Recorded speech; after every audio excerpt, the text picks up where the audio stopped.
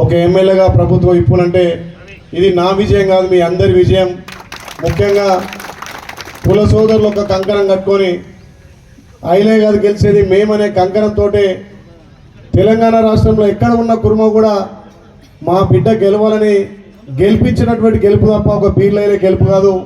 కుర్మ కులంతో పాటు మన గొల్ల కుర్మలు కానీ మిగతా కులస్తులు కూడా వ్యక్తిగతంగా మా గైలే ఒక సేవకుడు అనే దృక్పథంతో ఇవాళ గెలిపించారు. కాబట్టి మీ ముందు ఈరోజు ఇక్కడ ఒక ఎమ్మెల్యేగా ప్రభుత్వం ఇక్కడ నిలబడ్డంటే దీంట్లో ప్రతి ఒక్కరికి కృషి ఉంది.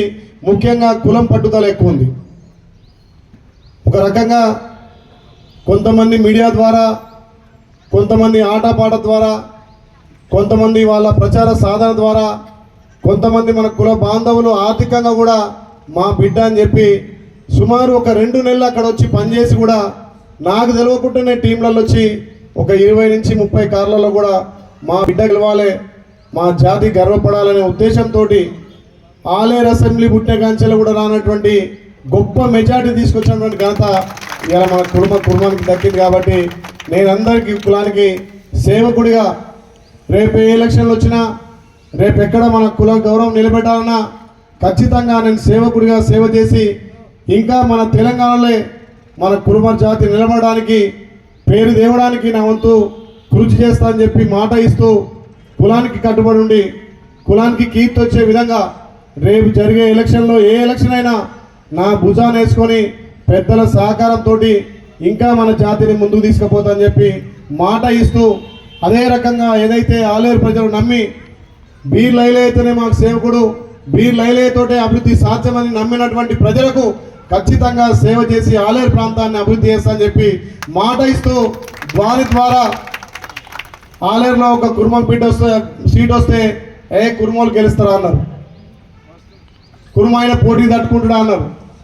కుర్మాయి తన డబ్బులు ఉంటాయి అన్నారు. కానీ ఈరోజు గెలిచిన తర్వాత అందరు ముక్కు మీద వేలేసుకుంటున్నారు. దానికి కారణం మన దాంట్లో ఉన్నటువంటి ఐక్యత. ప్రజలు కూడా అర్థమైంది కుర్మ బిడ్డ అంటే నమ్మకానికి మారిపోయారు.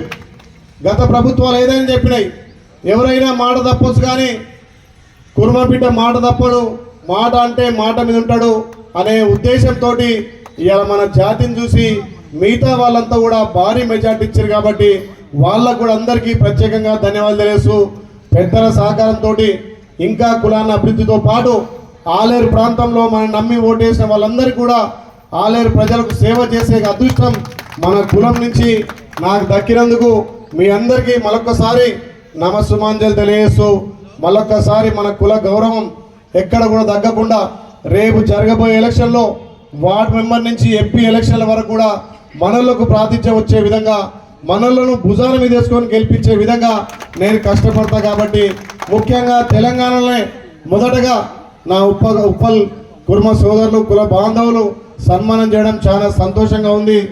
దీంతో పాటు మనలకు ఎక్కడ ఏ ఆపదున్నా పెద్దలు చాలామంది చెప్పారు, ఒక రాజకీయంగా ఎదగాలంటే దానికి తోడు ముందుగా విద్య ఉండాలి, దాంతోపాటు ఆర్థికంగా ఉండాలి, దాంతోపాటు మనందరం కట్టుగా ఉండాలి.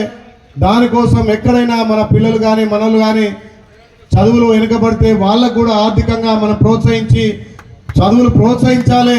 ప్రతి బిడ్డ మన కుటుంబ బిడ్డ చదువుకునేటట్టుగా మనం చేయాలి. కాబట్టి మీ అందరి సహకారంతో ఎవరికైనా విద్యా అవకాశాలు ఉంటే వాళ్ళకు కూడా ప్రోత్సహించి చదువుల కోసం ఇంకా కూడా నేను సహకరిస్తా అని చెప్పి మాట ఇస్తూ ఇవాళ మన దాంట్లో ఒక వంశీకృష్ణ అడ్వకేట్, హైకోర్టు అడ్వకేట్గా, ఒక ఐలన్న ప్రొఫెసర్గా, ఒక రామలన్న ప్రొఫెసర్గా, ఒక యాదన్న ఎంతో సేవలు అందించడం వల్ల స్ఫూర్తి తీసుకొని రాజకీయాలతో పాటు విద్యను కూడా ఎక్కువ కూడా మనం ప్రోత్సహిస్తే నేను ఒక్కనే కాదు, నా పోతో పాటు 20 మందిని మనం అసెంబ్లీ పోవచ్చు, రేపు ఎంపీగా కూడా అవకాశం ఉండొచ్చు.